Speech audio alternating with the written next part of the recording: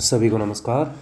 तो कल पिछले लेक्चर में हमने बात की थी कि आवेश की क्या क्या प्रॉपर्टी हो सकती है। उसके बाद में हम पढ़ेंगे कोई वस्तु आवेशित किस प्रकार हो सकती है। तो हमारी हेडिंग है आवेशन। किसी पदार्थ पर आवेश प्रकट करने की प्रक्रिया को ही आवेशन कहा जाता है। और कोई वस्तु किस प्रकार आवेशित की जा सकती है, इसके लिए हम पढ़ेंगे 3 विधियाँ। कितनी विधियाँ? 3 विधियाँ, 3 मेथड, 3 विधियाँ। जो पहली विधि अपने पास है उसका नाम है घर्षण द्वारा आवेशन। घर्षण द्वारा आवेशन, या फिर बोलते हैं इसे बाई फ्रिक्शन। देखिए जी, घर्षण के द्वारा किस प्रकार किसी बॉडी को आवेशित किया जाएगा। सबसे पहली बात तो ये कि हमारे पास ऐसी कोई फैक्टर नहीं है जिस पर हम आवेश बनाए और किसी दूसरी वस्तु पर डाल दिए। हम क्या करेंगे, एक पदार्थ से दूसरे पदार्थ में इलेक्ट्रॉन भेजेंगे जिसके द्वारा आवेश एक वस्तु से दूसरी वस्तु पर जाएगा। जैसे सपोज दैट कि ये मान लीजिए एक वस्तु अपने पास है और इस वस्तु पर आवेश की मात्रा Q, एक दूसरी वस्तु, और ये पूरी वस्तु न्यूट्रल है। एक तरह से न्यूट्रल का मतलब है इसमें पॉजिटिव और नेगेटिव इक्वल अमाउंट में अपने पास है। पॉजिटिव और नेगेटिव इक्वल अमाउंट में है तो बॉडी क्या हो जाती है? न्यूट्रल हो जाती है। जब हम इन दोनों को एक दूसरे को रगड़ें तो होगा ये, यदि बाहर से किसी भी प्रकार का आवेश का आदान प्रदान न हो तो इस पदार्थ पर आवेश बचेगा आधा, और यही आवेश Q/2 इस पदार्थ पर होगा। अब ये हुआ कैसे, वो देखो। हुआ ये कि जब हमने इन दो बॉडी को आपस में रगड़ा तो इस बॉडी से इलेक्ट्रॉन इस बॉडी में चले गए। ठीक है, यानी इस बॉडी से आवेश इस बॉडी में चला गया, क्योंकि ये बॉडी पूरी तरह से न्यूट्रल थी। तो आधा आवेश इस पर आ गया, आधा आवेश इस पर आ गया। अब इन दोनों बॉडी पर आवेश का जो स्थानांतरण है वो रुक जाएगा, तो दोनों बॉडी पर आधा आधा आवेश आ जाएगा। ठीक है जी, ये जो मेथड है वो घर्षण द्वारा आवेशन है। जैसे हमने इसकी बात पहले भी की थी कि जब एक कंघी को बालों से रगड़ा जाए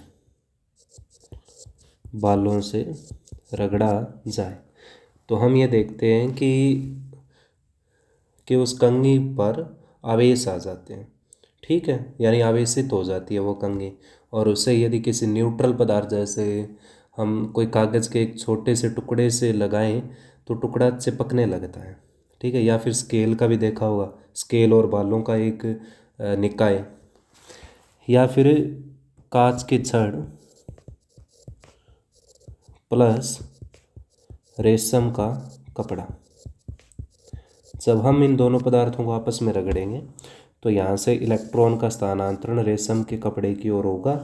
तब ये कांच की छड़ अपने पास मिलेगी धनावेशित और रेशम का कपड़ा अपने पास मिलेगा ऋणावेशित। ये प्रक्रिया होगी। ठीक है जी, उसके बाद में जो मेथड आएगा उसका नाम है चालन द्वारा आवेशन। चालन द्वारा आवेशन, ठीक है, या फिर बोलेंगे इसे बाई कंडक्शन। देखिए जी, इसमें क्या होगा, सिंपल सा मेथड है कि अपने पास एक बॉडी है, इस बॉडी पर टोटल आवेश है Q। ठीक है जी, और एक दूसरी वस्तु है, इस बॉडी पर आवेश है 0, यानी ये बॉडी पूरी तरह से न्यूट्रल है और ये बॉडी क्या है? चार्ज्ड है। इस पर धनावेशित हो सकता है या ऋणावेशित हो सकता है, कुछ भी हो सकता है। हमने क्या किया, इसको एक कंडक्टिंग वायर से जोड़ दिया या फिर इन दोनों को आपस में संपर्कित कर दिया। पहली बात तो ये कि ये दोनों की दोनों बॉडी चालक वस्तुएं हैं। चालक वस्तुएं। तभी आवेश का स्थानांतरण एक बॉडी से दूसरी बॉडी से होगा इस मेथड के द्वारा। तो बाद में होगा ये कि इस बॉडी पर चार्ज आएगा Q/2 और इसी बॉडी पर भी चार्ज आएगा Q/2, यानी दोनों बॉडी पर आवेश इक्वल अमाउंट में आएगा और इस मेथड को बोलते हैं चालन द्वारा आवेशन। ठीक है। उसके बाद में जो मेथड है उसका नाम है प्रेरण द्वारा आवेशन। प्रेरण द्वारा आवेशन, और इसे बोलते हैं पोलराइजेशन। पोलराइजेशन मेथड देखते हैं जी। इसके लिए एक एग्जांपल लेते हैं कि एक गोला है और वो उदासीन गोला है। ठीक है जी। एक स्फीयर है अपने पास और पूरी तरह से न्यूट्रल है। एक स्फीयर है, ये पूरी तरह से न्यूट्रल है। न्यूट्रल का मतलब इस पर चार्ज कितना है? 0 है। ठीक है। और इसके बाद हम इसके पास एक छड़ लेकर आते हैं जो कि धनावेशित है।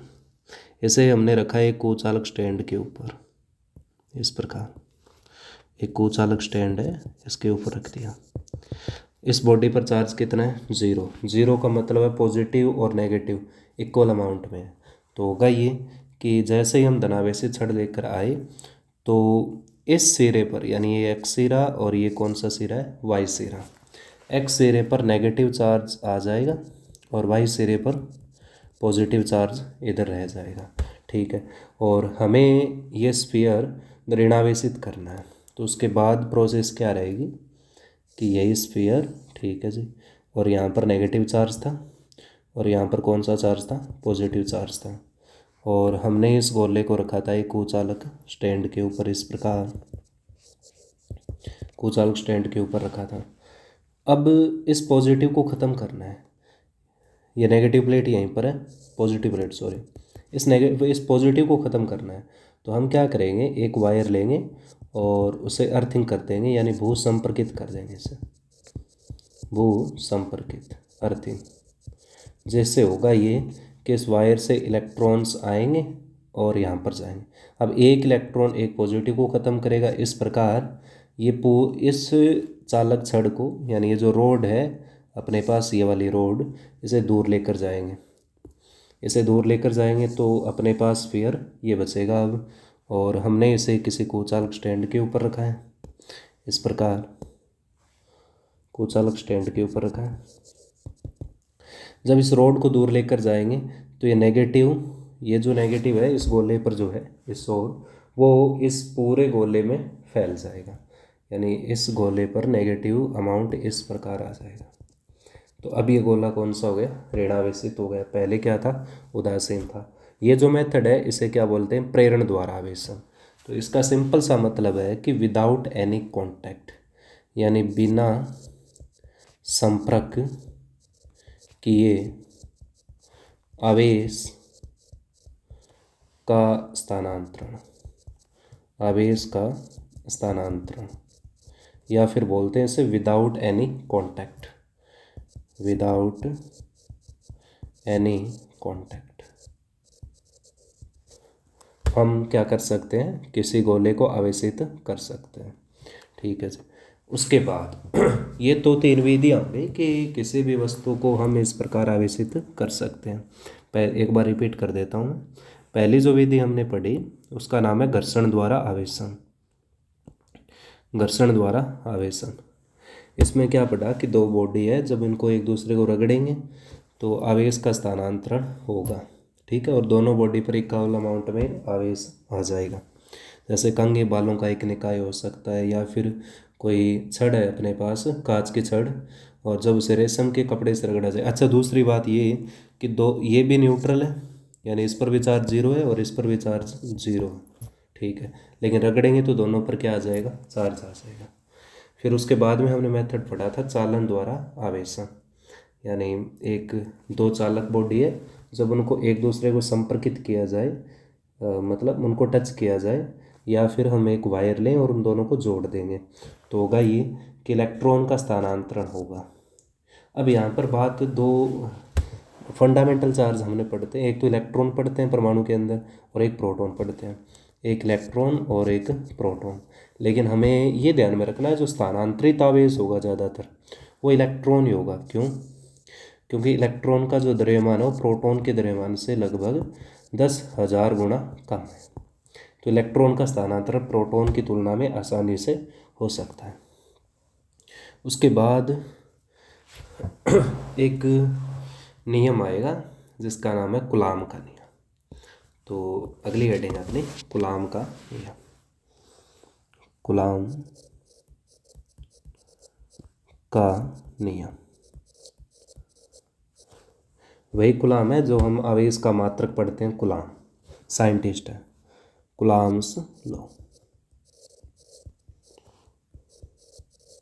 कूलाम का नियम देखिए जी, इसमें क्या पढ़ेंगे? कूलाम का नियम।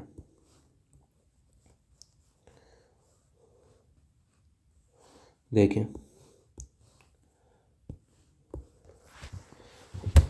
इसने स्थिर वैद्युत के बल से संबंधित अपना एक नियम दिया। अब हम ये देखते हैं कि बल किन के मध्य लगेगा। तो सबसे पहले इम्पोर्टेंट बात ये ध्यान में रखनी है कि इसने जो नियम दिया है वो स्थिर बिंदु आवेशों के मध्य कार्यरत स्थिर वैद्युत के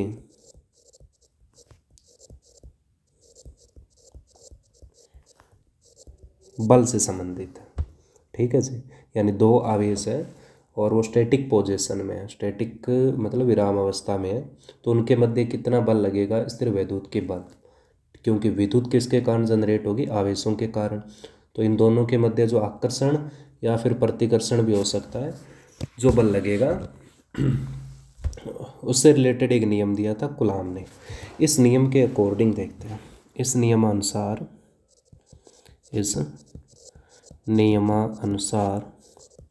एक डायग्राम बना लेता हूँ। देखिए एक बिंदु आवेश अपने पास Q1 और एक दूसरा बिंदु आवेश Q2। इनकी प्रकृति से हमें एक बार कोई लेना देना नहीं है। पता है कि या तो आकर्षित होंगे या फिर प्रतिकर्षित होंगे। ठीक है जी। तो इनके मध्य एक बल कार्यरत होगा जिसे क्या बोलते हैं? स्थिर वैद्युत की बल। हमने इन दोनों आवेशों के मध्य दूरी मान ली r। कितनी दूरी मान लीजिए? r। ठीक है। अब होगा ये कि ये आवेश इसको अपनी तरफ खींचेगा और ये आवेश इसको अपनी तरफ खींचेगा। मैंने एक दूसरे की अपोजिट प्रकृति मान ली इनके, यानी विपरीत प्रकृति के दोनों आवेश हैं। तो क्या करेंगे? एक दूसरे को आकर्षित करेंगे। अब इनके मध्य लगने वाला स्थिर वैद्युत की बल, स्थिर वैद्युत की बल, ठीक है, वो कितना होगा? डिनोट किससे कर दिया मैंने? F से। पहली बात तो ये कूलाम के नियम के अकॉर्डिंग इन आवेशों का परिमाण, यानी इन आवेशों की पावर कह सकते हैं, अमाउंट, परिमाण जितना अधिक होगा कूलाम बल उतना ही ज़्यादा अप्लाई होगा। यानी इन दोनों आवेशों के परिमाण के गुणनफल के क्या होगा? समानुपाती। इसे मानना है इक्वेशन नंबर 1। दूसरी बात कि जो दूरी हमने ली है r उसके व्युत्क्रमानुपाती होगा। अब सेम टू सेम नियम आपने गुरुत्वाकर्षण का पढ़ा होगा, न्यूटन का नियम। ठीक है, न्यूटन के अकॉर्डिंग क्या बात पढ़ी थी हमने कि दो पिंड है, एक का द्रव्यमान m1 और दूसरे का द्रव्यमान m2। दोनों के मध्य दूरी कितनी है जी? r। ठीक है। अब जैसे पिंड है और पिंडों के मध्य हमेशा आकर्षण बल लगेगा जिसका नाम दिया था गुरुत्वाकर्षण बल। यानी ये पिंड इसको अपनी ओर खींचेगा और ये पिंड इसको अपनी ओर खींचेगा। तो होगा ये कि जो बल होगा गुरुत्वाकर्षण बल वो इन दोनों पिंडों के द्रव्यमान के गुणनफल के समानुपाती और इन दोनों पिंडों के दूरी के वर्ग के व्युत्क्रमानुपाती। अच्छा, दूसरी बात, जो हमने ये दूरी ली है वो इन दोनों के केंद्रों के बीच की दूरी है। आगे पढ़ेंगे, इंपॉर्टेंट लाइन है ये। जो दूरी हमने ली है वो इन दोनों के केंद्रों के मध्य दूरी है। मैं लिख देता हूँ एक बार। जो r दूरी हमने ली है दोनों आवेशों के केंद्रों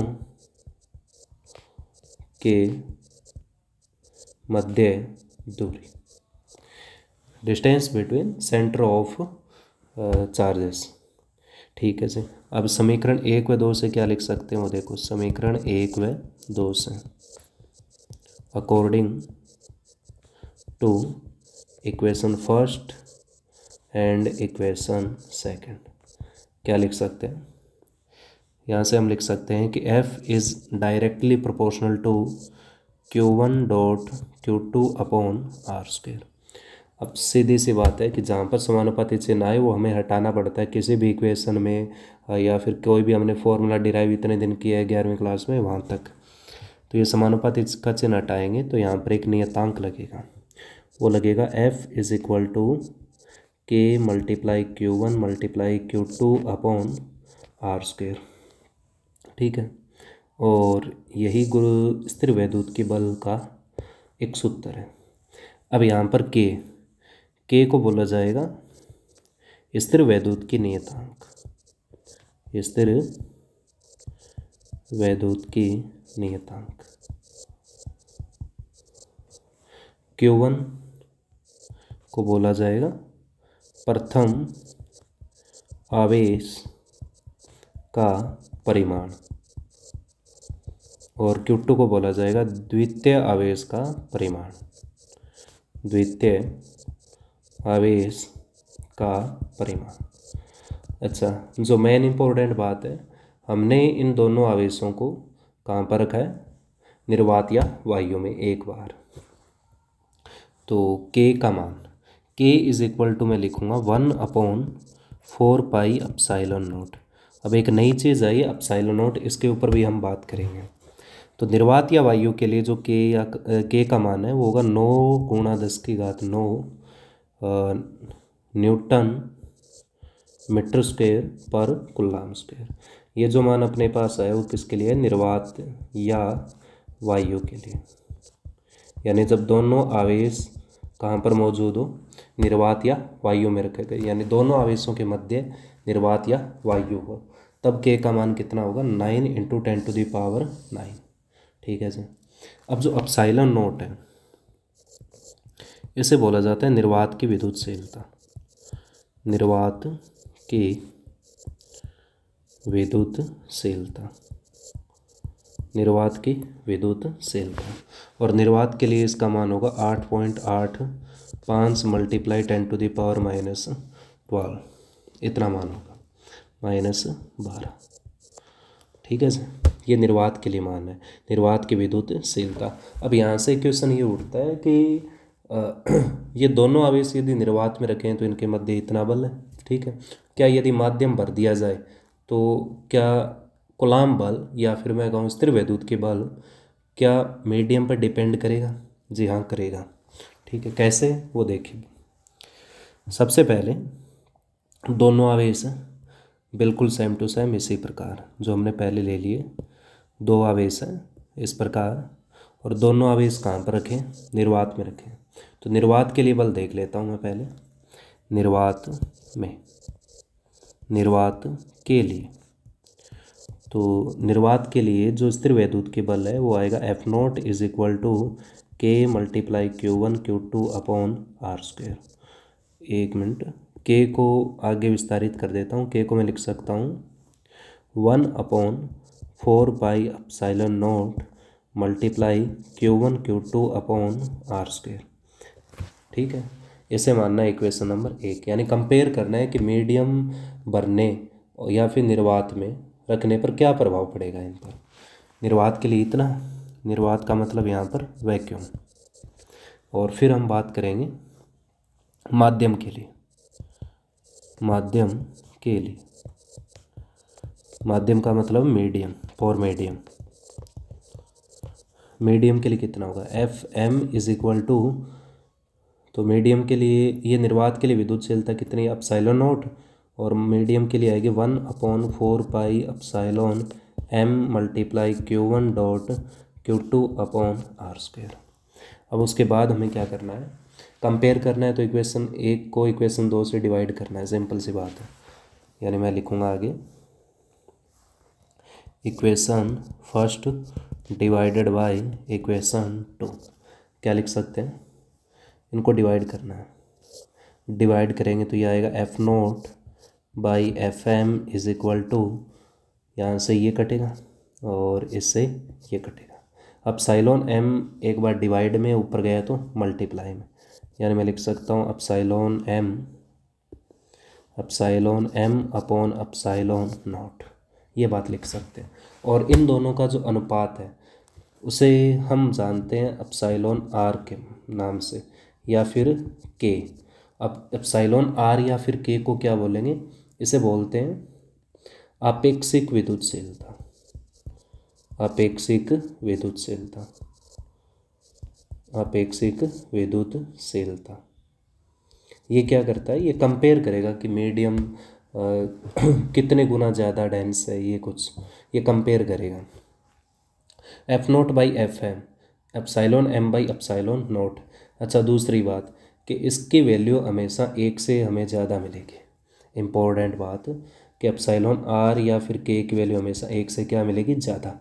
दूसरी बात कि एप्सिलॉन आर की वैल्यू निर्वात या वायु के लिए कितनी होती है, एक होती है। निर्वात या वायु के लिए कितनी होती है जी, एक होती है। ठीक है, तो एप्सिलॉन आर या फिर के की वैल्यू एक से ज़्यादा आएगी।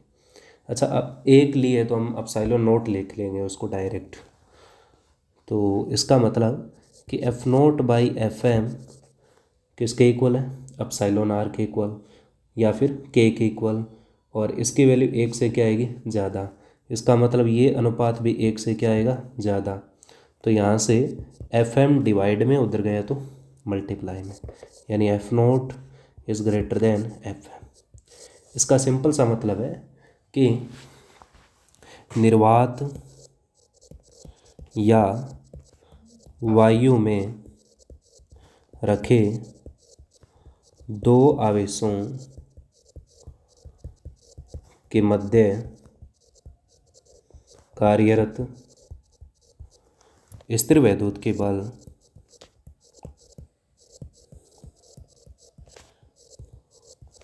किसी माध्यम की तुलना में अधिक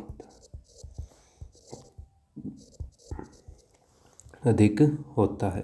और वो कितना गुना अधिक होता है, एप्सिलॉन आर या के गुना अधिक होता है।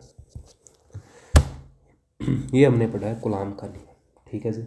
अब स्थिर वैद्युत के बल कोई भी है, कौन सी राशि होगी, सदिश राशि। तो ये जो हमने स्थिर वैद्युत के बल पढ़ा है वो कौन सी राशि है, सदिश राशि है।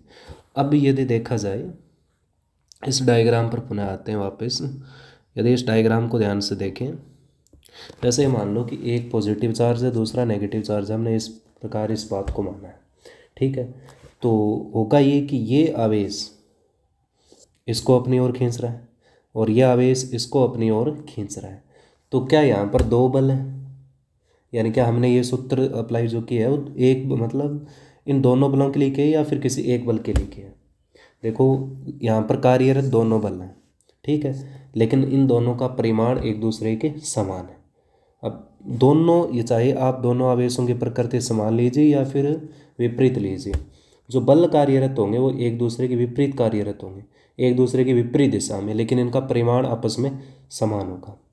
उसके बाद में हम पढ़ेंगे कूलाम का सदिश नियम, नहीं सॉरी, कूलाम बल का सदिश निरूपण।